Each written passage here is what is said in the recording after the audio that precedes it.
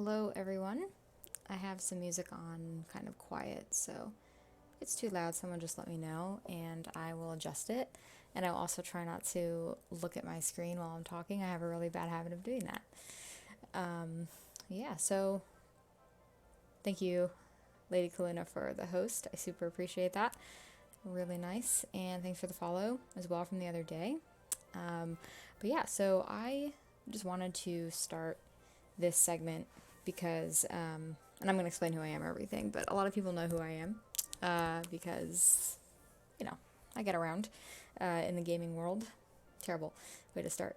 But I just wanted to jump into doing something like this, which is different from my normal streams because, hey, what's up, Sinful? I'm a mental health therapist, and I see a lot of really amazing people on Twitch and Mixer and all the other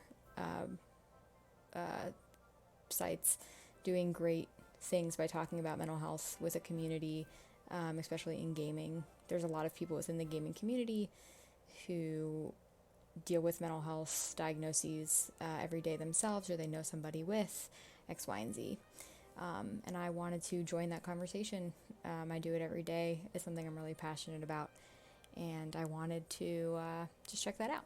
So I'm going to jump right in and just sort of let y'all know, looking at my computer again, let y'all know who I am, what I do specifically, what I'm aiming to do, what my goals are in my professional life, and, just what I do, how I do it, why I do it, and who might be interested in watching this stream.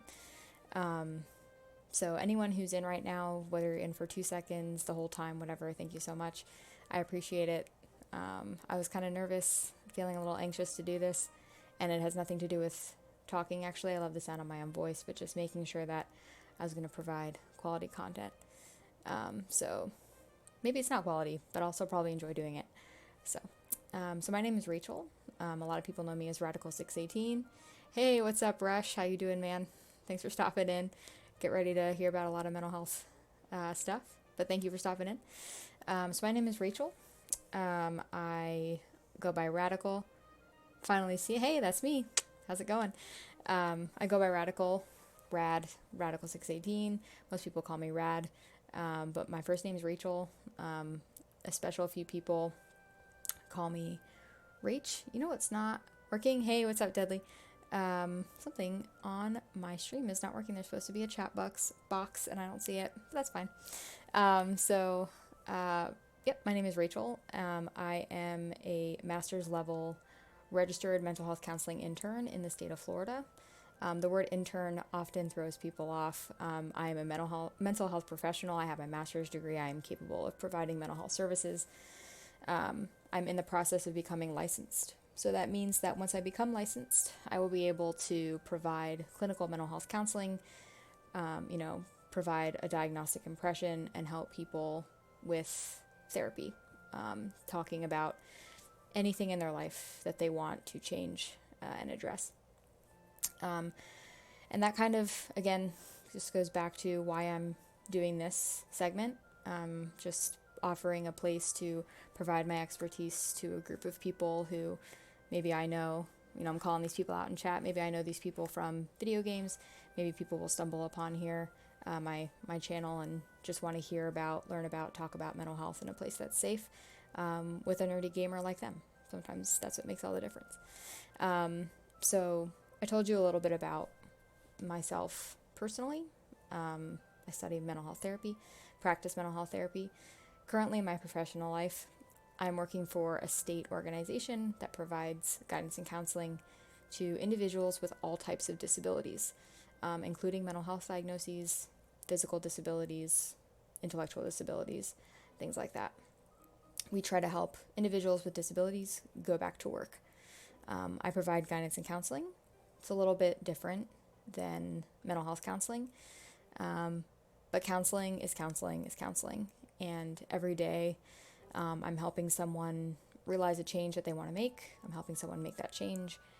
I'm helping people set goals, reach goals, do things like that. That's going to go into a little bit more of what I wanted to talk about in this segment, just a little bit. So yeah, so I have studied mental health counseling. That's what my master's degree is in. I'm practicing rehabilitation counseling currently, helping people rehabilitate, manage, and understand their disabilities, their limitations, so that they can find employment. Yeah, so who can benefit from the type of stream that I'm providing? I think that that's really important to talk about because, you know, if you're watching this stream and you're saying, I think that there's people who might like this information, you know, I'm going to explain who might benefit. You watching may benefit from my stream because, as I said at the beginning, everybody knows somebody who, you know, everybody knows somebody who has experienced depression. Everybody knows somebody who experiences anxiety. Maybe you experience anxiety. Everybody knows somebody on the autism spectrum. Everybody knows somebody who. And all I'm trying to do out of this stream is just provide, as I said before, just a safe place to talk about mental health, learn about mental health, learn about access to resources, have an open discussion with people in chat, asking questions, giving you my feedback. So, yeah, enjoy, ask questions. People who will not benefit from this stream are people who are looking to get counseling services from me. I'm not going to provide counseling services in this forum. You know, I can recommend the importance of therapy and the combination of mental health treatment, where you can go to find it, how to access it. But I'm not going to be providing that service to you in this forum. I mean, there's like stuffed animals and stuff behind me. This isn't my office. This is where I play video games, so it's not quite the environment for that. But anybody and everybody could benefit from a stream like this, whether it's my stream and other people around the internet who are providing the same type of service or information, whether they're a professional, an advocate, or somebody who just really wants to do good. So if you're here, thank you. If you think that there's somebody who would benefit from being part of this community and the conversation, you know, let them know, because I plan to be here every other Thursday. I know that it's risky to be streaming on a Thursday night when there's football on, but I'm going to go for it and see how it goes. I like the alliteration. So yeah, so I'm going to actually open my phone. I have a trusty list here. I don't want to make sure I don't forget anything that I wanted to talk about. Maybe. Here we go. So, I talked about who I am, talked about what I can do, or what I do, both at work. What I do want to do is expand a little bit upon what it means to be a registered mental health counseling intern, because I mentioned that. So I mentioned that I'm currently working on pursuing my license, which means that, as I mentioned before, I can provide clinical mental health counseling. I can see clients privately. They can use their insurance to come see me. They could not use their insurance to come see me, but I'm someone who's been recognized by my state to provide clinical mental health counseling services on my own. Currently, I could still provide clinical mental health counseling services, but I'm under the supervision of someone who is a licensed mental health counselor in the state of Florida. So I have to accumulate a certain number of hours with direct contact with clients, a certain number of supervision hours, and I have to take a licensure exam, and I have to complete some courses that teach me about ethics, an HIV and AIDS course, and another course that I can't remember. It was just recently added. Scrap that from the record. But I have to do all of those things within a 5-year period in order to get my licensure. In October, I will have been working towards my licensure for 3 years. The agency that I work at, it's voluntary, so it takes a little bit longer to accumulate clients and get all the hours I need. But I'm almost there. I recently took my licensure exam, and some people know I missed passing by 1 point, which was kind of a bummer, and also kind of the reason I was feeling a little hesitant to do this today. But, you know, I think this is also something that's going to help me pass. I think continuing the conversation, advocating, and helping viewers like you learn about mental health and have a place to talk about it will help me. So, and help you. So that's what is entailed with being a registered mental health counseling intern. I'm just working my way towards licensure so I can sit down with clients who want to attend counseling. So that kind of has to do with the next piece that I wanted to talk about, which was, what is counseling? What is therapy? How can it help? So I just asked 3 different questions. I'm going to talk about what counseling is first. And if anyone's listening, if you have me on in the background, if you're watching vehemently, I think that's how you say that word, and you have a question while I'm talking, just plop it in the chat. I can see chat's right here. And I can answer it. I am a therapist, so I'm really good at just dealing with people saying things while I'm talking. So if I'm in the middle of something, or if I'm in the middle of a sentence, I'm going to finish that. But then I'll address your questions, so don't hesitate to ask. One of my rules, and I'm sure these rules will pop up as I go, remember, I'm not your therapist. I'm not here to provide therapy. I can make recommendations, I can make suggestions, but I'm not your therapist. And you're technically in a public forum. You're putting your information out there on the internet by typing a message in my chat. So don't give too much away about yourself, and respect others. If somebody asks a question that you think is really dumb, it doesn't matter. That person needs that question answered, and I'm going to answer it to the best of my ability. So what is counseling? You heard me mention before that my everyday job is not an awesome gamer. It's a vocational rehabilitation counselor, somebody who helps people manage and understand their disability and their limitations so that they can go back to work.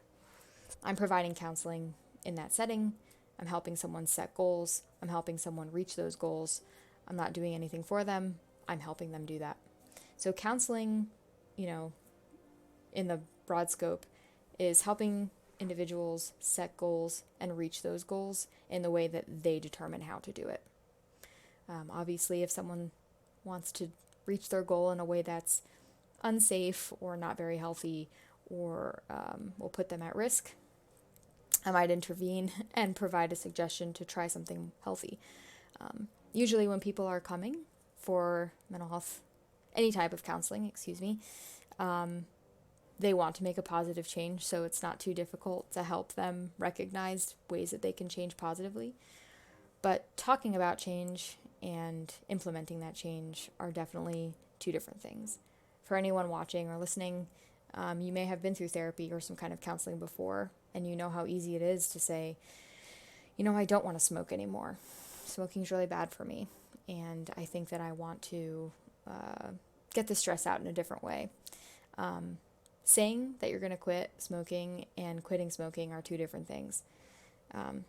So by implementing a counselor and having somebody assist you in making that change, that's what a counselor is.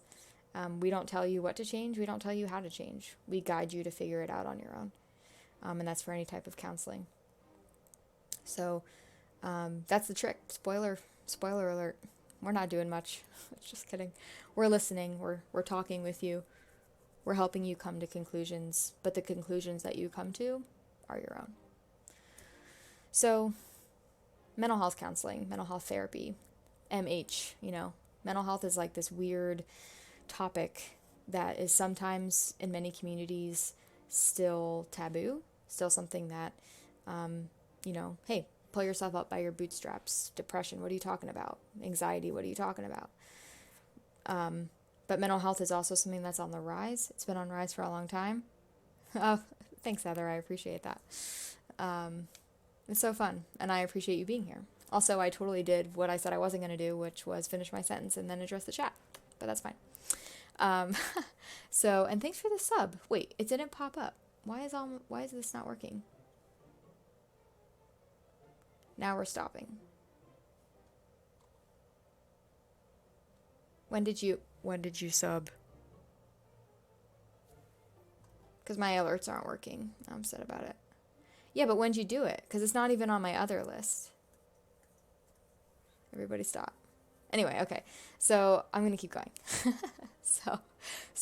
And thank you for that, for the sub. So when therapy gets involved, when mental health gets involved, you never really know. You're sneaky. You never really know what you're going to get, what kind of response you're going to get from somebody. I'm really lucky. Here's some more of my background. I grew up in a family where one of my parents has really persistent, severe mental health. 99% of the time, that parent is happy and taking medication and going to mental health therapy and seeking treatment and keeping themselves healthy. But some of the time, they're not. They have severe depression, major depressive disorder, where they're experiencing long bouts of depressive symptoms, no sleeping, lack of appetite, hopelessness, helplessness, lack of motivation, and they're just not themselves. Excuse me. And I grew up in this household where this was something we could see. It wasn't hidden from us. When my parent, it's my mom, when my mom was depressed, she sought extra help. She changed her medication regimen. She sought additional forms of treatment that were less traditional, because if she didn't, she was going to die. And this wasn't hidden from myself or my brother. This was something that we were taught about. We were told, hey, when you're sick, when something's wrong, you seek assistance when it's outside of your control. Sometimes we get colds, sometimes we have bad days, and we can bounce back and we can implement treatment methods that we know how to implement. But when something really bad goes wrong, when you break your leg, when you can't get up in the morning because you feel so helpless and so unlike yourself, we seek assistance.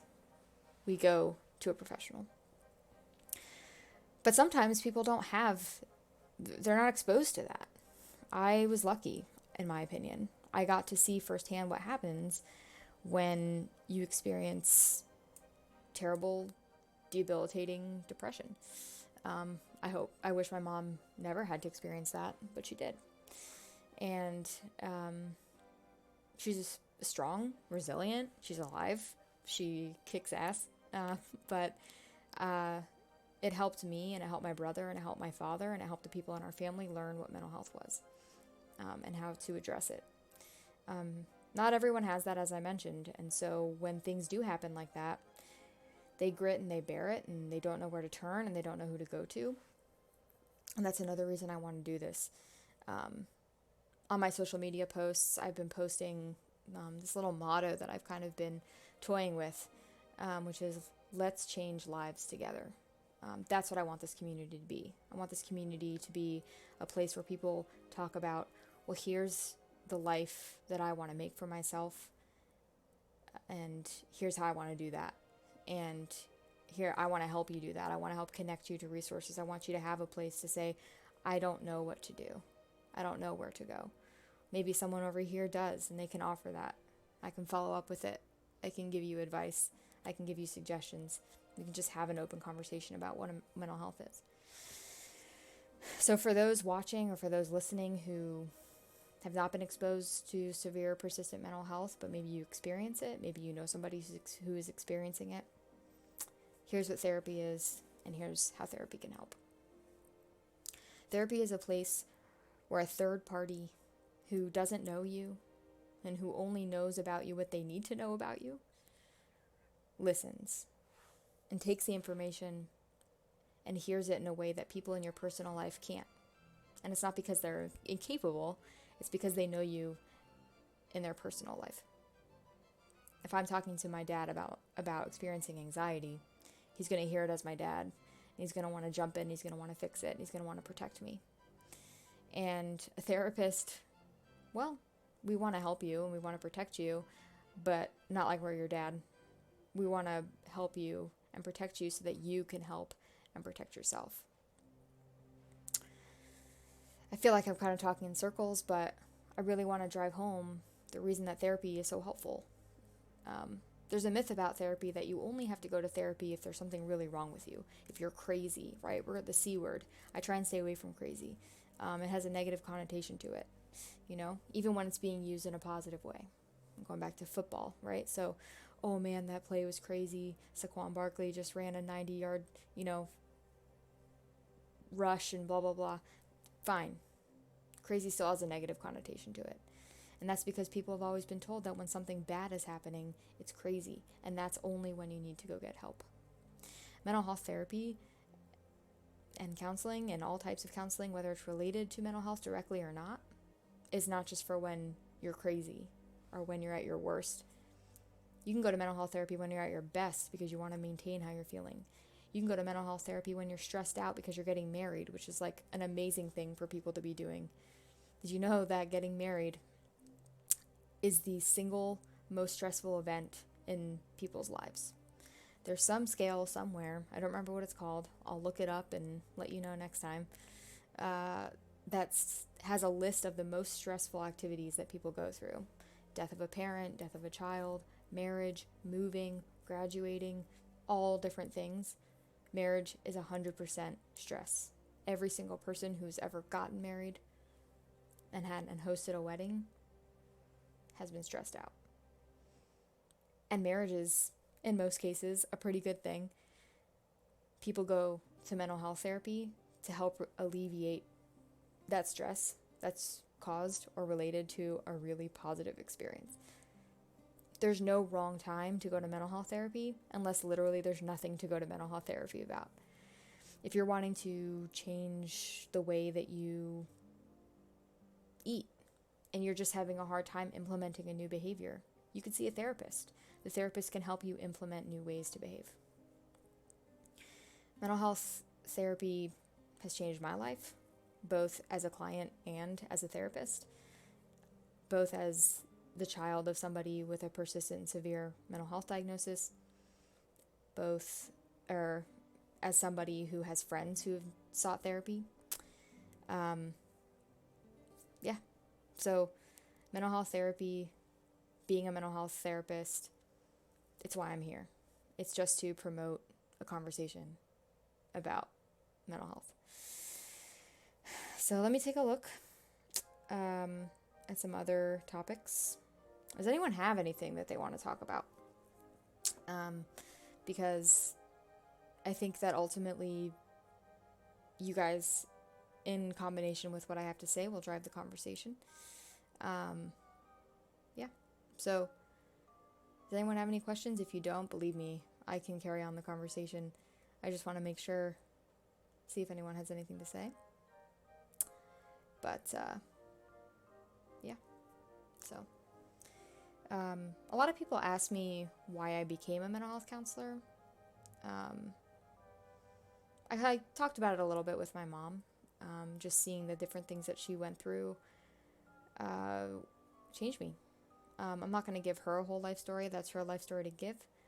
But she's experienced the need for very high levels of care, including inpatient treatment, continued outpatient treatment. My mom is the kind of person that will go to therapy for the rest of her life. Some people don't need to go to therapy their whole life. They need to access a therapeutic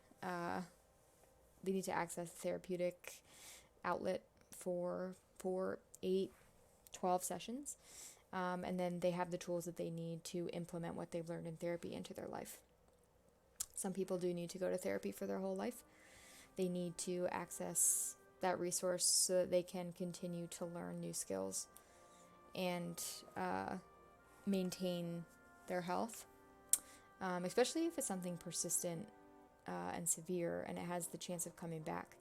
Individuals with mood disorders, anxiety disorders, even psychotic disorders, they go through stages. They go through long periods of feeling really good, and depending on the type of disorder, they go through really short periods that feel like really long periods of feeling really bad. And having that third-party, constant, professional individual providing treatment just adds that extra layer of, hey, when things are going not as well as you'd like them to go, I'm right here for you. But when things are going really, really well, I'm still right here for you, so we can focus on what's going well and how to maintain those things going well. So seeing my mom experience that type of mental health treatment, I remember distinctly, when I was 12 is when there was a lot of really tough stuff going on with my mom, and just seeing the way that she responded to just having people there for her outside of our family, sparked something in me. I remember saying to myself, those people saved my mom. I have a mom because of those people. Another reason that I went into mental health therapy as a profession was because of a movie from the 60s, I think. Could be the 70s. But it's a movie called Sybil. And for those who don't know, and I'll go through it pretty briefly, Sybil is a movie. It's a book as well. It's based off of a true story, but I think it's been debunked a little bit. But it's a movie starring Sally Field about a woman with 16 distinct and different personalities. Back in the day, that was called multiple personality disorder, but now it's called, oh my gosh, I just lost it because I'm on camera. Dissociative identity disorder. I got it. I just had to put the letters together there. So today it's called dissociative identity disorder. Back then it was called multiple personality disorder. It's the same thing. It's just recognized as a dissociative disorder, which we'll save what the heck a dissociative disorder is, maybe for another segment. Anyway, I ended up watching that movie really young, way younger than I probably should have. It's a pretty disturbing movie. Long story short, this woman, played by Sally Field, was abused as a child by her mother particularly, who used to just do awful physical, emotional, sexual abuse to her daughter. And in order to cope with what was happening to her at all different ages, she formed these different personalities so that when the core person, the person who was the actual person, couldn't deal with it, these other personalities would take over. In that movie, and I do not remember the psychiatrist's name right now, this woman happens to be a psychiatrist, but she's also a therapist and support to the character of Sybil, worked with Sybil to help her come to terms with her diagnosis and accept that she had these other personalities as part of her. I remember watching it as a kid, way younger than I should have, and there was a particular scene that really scared me and really disturbed me. And my parents were in the room with me, and they turned off the television, and they processed what I was watching. And they said, "Do you want to finish it? Are you sure that you want to turn it back on?" I think I was 11, maybe a little bit younger even. And I said, "Yeah, I do want to turn it back on. What happens to her?" And, good things happen to her. I remember watching it again when I was older, and the character of the psychiatrist just stuck out to me. I was able to say, look at what this woman did. I mean, she gave more than she should have probably, but so much of her life to help this woman be okay as she could be, and accept who she was and accept what had happened to her.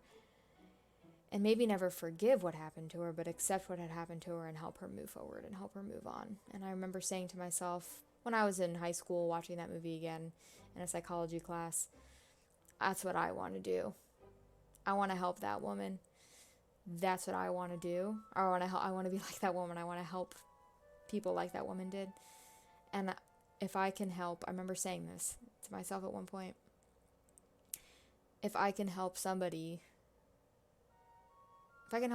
mom the way that my mom was helped, then I'm doing what I want to do. My mom wanted to commit suicide. She wanted to end her life. Luckily, she didn't. My mom's still like the happiest, coolest, nerdiest, silliest, goofiest person I know. She would do anything for anyone, and it's because somebody saved her life. Somebody changed her life, helped her change her life. So Sybil is a second reason why I wanted to go into mental health counseling. And the third reason was way after I realized that I wanted to do it, but it really solidified it for me. And this is pretty personal, but not really inappropriate or anything I can't talk about. When I was in college, I was a senior, very close to graduating in 2012. My one of my good friends who I had known since my sophomore year, and he was my current roommate, was found dead in our apartment. He had a heart defect that he didn't know about, and because he didn't know about it, there was nothing he could do to address it or fix it or prevent anything from happening, and he fell over one day and he died. My other really good friend found him. He had gone to take a shower, and before he even got in the shower, he collapsed and died immediately. This ruined me. I had severe anxiety. Not really PTSD, not really trauma, but severe anxiety. I was sure that if the people I loved weren't responding to my text messages, or responding to my calls when I thought they would be, or they weren't where I thought they would be at a particular time, I was sure they were dead. Sure of it. Because of my friend, at the age of, however, he was 21, 22, if he could just fall over and die at any second, well, then anybody could. Now, that's some irrational thinking, which I learned through going to therapy. Before I went to therapy, there was a situation that was happening. Someone very close to me was going on a business trip, and when I knew that person was coming home, and I couldn't get in touch with them, I was sure the bus that was taking them to the airport had exploded, or ran into a building, or drove off the side of the road and killed everybody in it in a fiery explosion. That didn't happen. That person was just running a little bit later than they thought. But I didn't know that, and I thought that person was dead, and I was in fetal position at my work in the parking lot before my work started, because I couldn't function. I was laying there in fetal position. I could have been hit by a car. It could have been raining. Like, there could be I'm in Florida, right? So there could be like alligators eating me.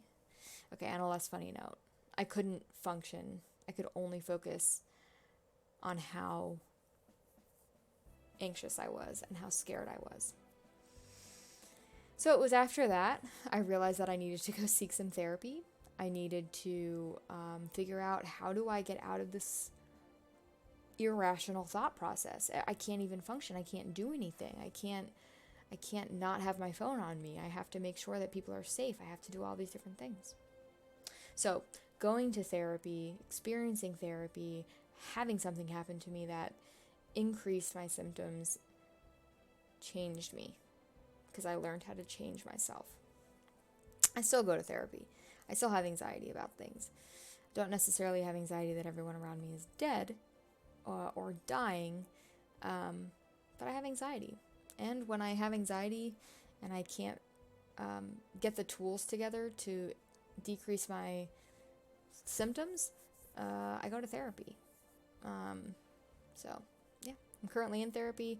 I go to therapy about once a month these days, and it's just so that I can process, you know what, I was talking to so-and-so, and they said something that I didn't like, and instead of getting the information and processing it, I lashed out at them, and blah, blah, blah, blah, blah. And I shouldn't have done that, but I don't really know how to control that behavior, and I don't know why I'm responding like that. Can I process that with you? Can I figure out where that's coming from, so maybe I can catch it before it happens? It's a little bit different when I'm going to therapy, because I kind of know what to do. But the beauty of therapy also is that you don't really have to know what to do. That's what the therapist is for. The therapist is there to take all the stuff that's in your brain and in your heart and in your stomach or wherever else you experience these mental health symptoms, and we're there to hear it and process it and help you process it, and then give it back to you in a way that's not as jumbled as your brain's making you feel, or in a way that's not as stressed as the way your brain's making you feel, or in a way that's not as sad as your heart and your brain are making you feel. I know that's cheesy, and I say it to my clients all the time. I know what your heart does, and I know what it does in your body, but your heart and your mind, they're connected, and I'm just here to help people, maintain how they're feeling if they're feeling really good, and I'm here to sort of detangle some of that stress and some of that jumbled thought process if they're not feeling so good. So, yeah. I think that other things that I'd like to do with this stream are explore different types of mental health diagnoses, explore what they do and how they can affect us. Maybe explore what type of mental health treatment is right for you or right for someone you know. There's different levels of mental health treatment out there. These are all just different things that I've got going on in my brain to help you learn about.